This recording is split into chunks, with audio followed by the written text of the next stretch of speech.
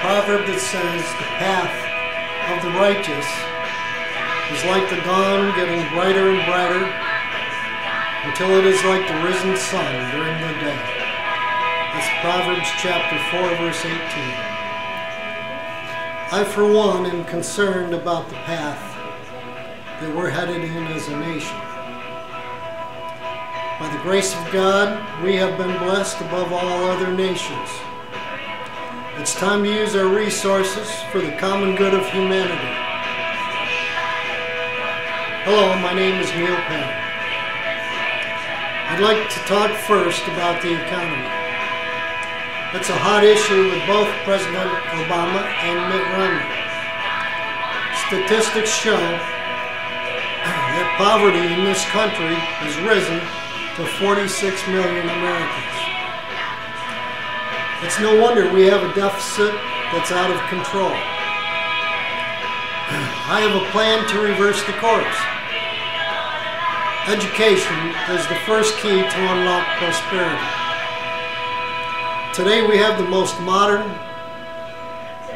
high school facilities of any nation. I propose we use today's technology and information age in a way that benefits the entire nation by making available education approved in the first level of every public college. I would call the program Advanced Public Education Initiative. I propose that college level general studies be given free to ages up to 25. To President Obama's credit, he gave free phones to low-income families called the Lifeline program. I would offer free iPads or notebooks geared toward public education, college education. The unfortunate truth about Obama's plan is the benefactor of the phone profits is the richest man in the world who lives in Mexico. But to get to the point, the benefits of the Advanced Public Education Initiative are fivefold. Teaching jobs would be created or enhanced. Students would have more motivation to complete school. The current dropout rate is 25%. The burden of college tuition debt would be lessened. Currently, the average debt of a graduate is $24,000. An overall payment over the term is $36,000. There would be an upward trend toward the middle class again.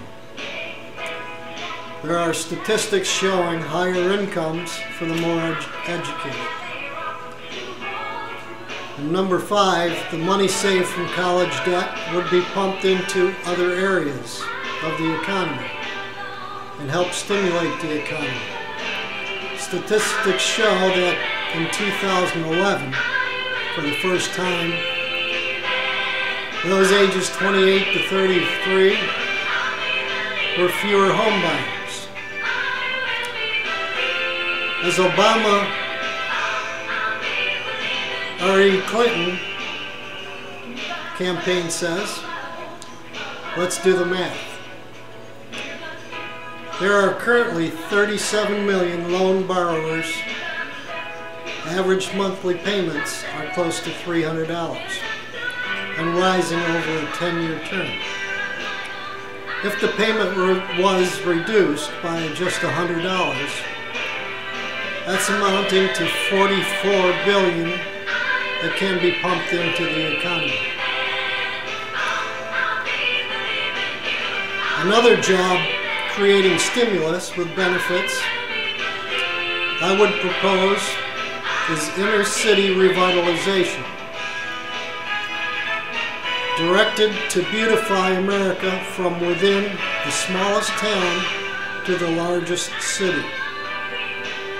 I would call this program Neighborhood Partnership.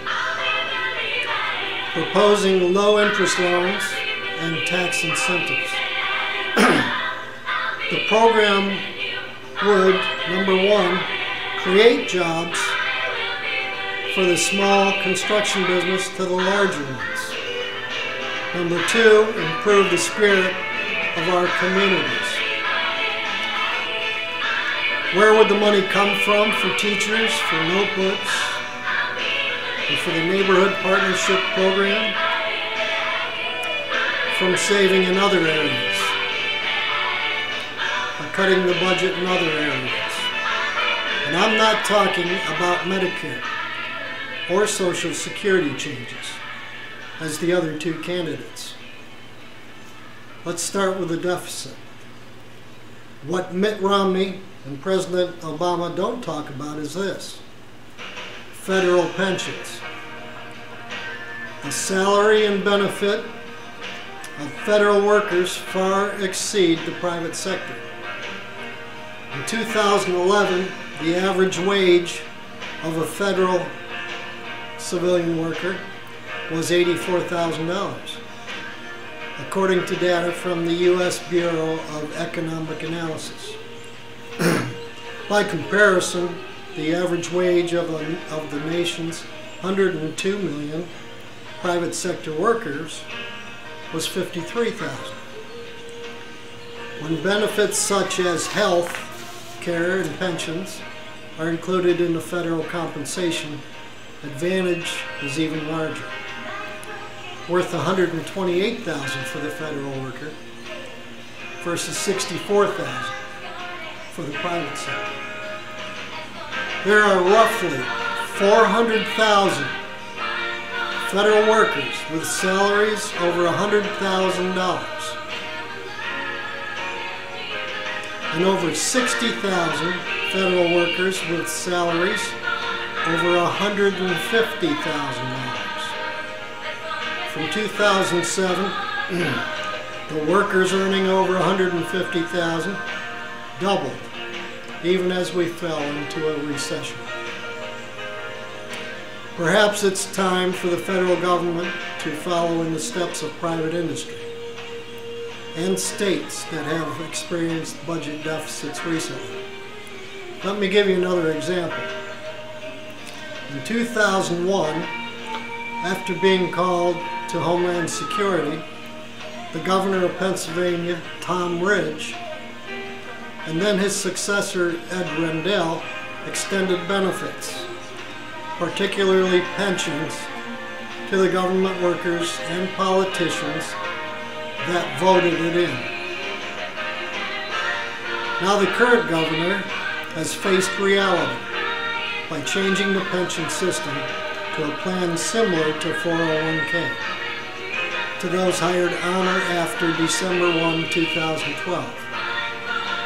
This to combat a $6 billion pension payment due by 2016 versus $1.6 billion this year. The federal retirement programs, of which 10 million former federal workers belong, now have nearly $6 trillion unfunded liability, nearly the same as is claimed for Social Security, paid to 54 million beneficiaries. The federal liability to retired workers is nearly 2/3 cash and 1/3 medical benefits. Because of union participation, what can federal government do now? Well, same as the private sector during the recession. 1, freeze salaries. 2, cut jobs by attrition. 3, hire or offer part-time positions, thus decreasing benefit promises. 4, increase contributions of the employee. 5, combine departments or positions, cutting the need for overpaid workers, as did the private sector, cutting middle management. And 6, All new hires offered a 401k type retirement benefit, which is more manageable.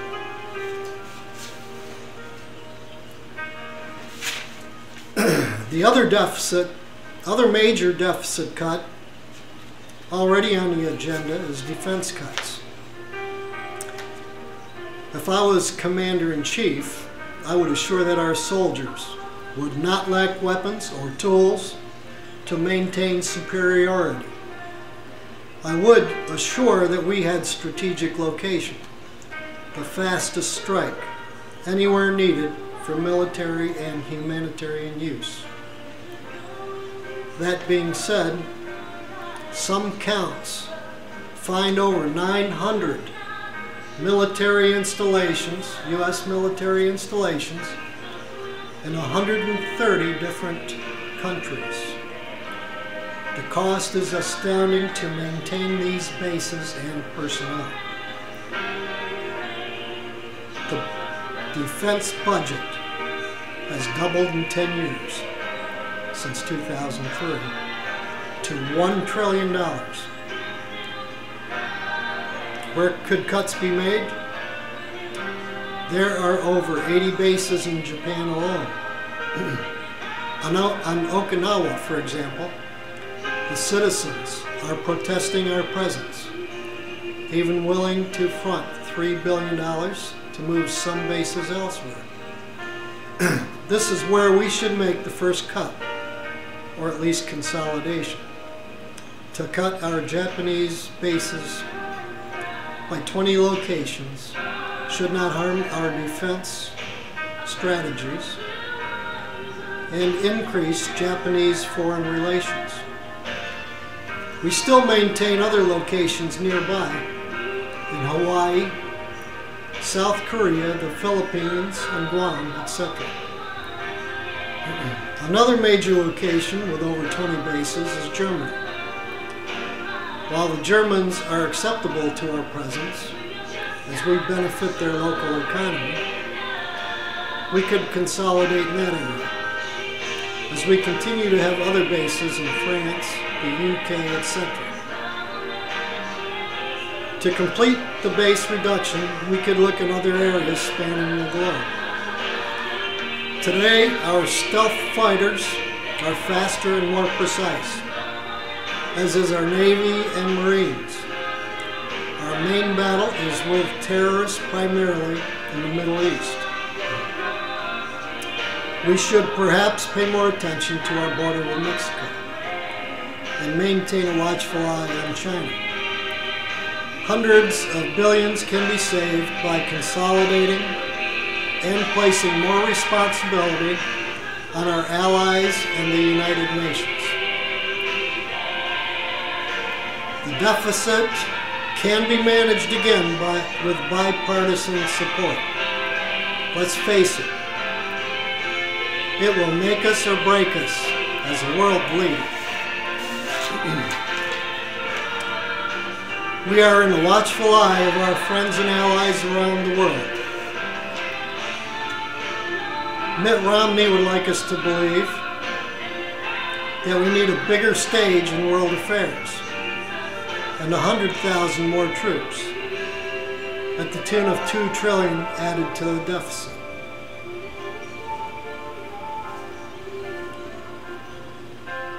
I believe that we need to take care of our own first.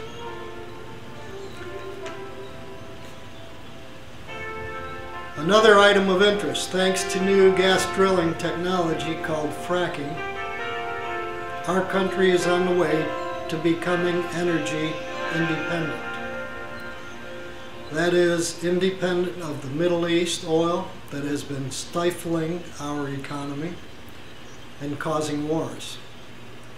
I would look into speeding up that independence. There are many other issues to be concerned with, many I've mentioned here. We need to bring jobs back to America. Look at the NAFTA agreements. See if there was any benefit. Make it easier to start businesses in America for both large and small and individuals alike. educate our people with job skills and advanced training, raise millions out of poverty, make it a fair and equal system for women, minorities, and all citizens, check the wage disparity between men and women. It's time to make America that more perfect union again for the glory of God. We would review banking practices and tax codes for large versus small businesses. Consider cutting tax breaks and loopholes for the more affluent. According to Reuters, the super rich hid $32 trillion in offshore tax havens, representing up to $280 billion in lost income tax revenues. It's time to make America that more perfect union again, as I said. It's time to uphold the founding principles of the Declaration of Independence, which states, "We hold these truths to be self-evident, that all men are created equal, that they are endowed by their Creator with certain unalienable rights, that among these are life, liberty, and the pursuit of happiness." And now you have another choice. My name is Neal Payne. May God continue to bless you always. Thank you.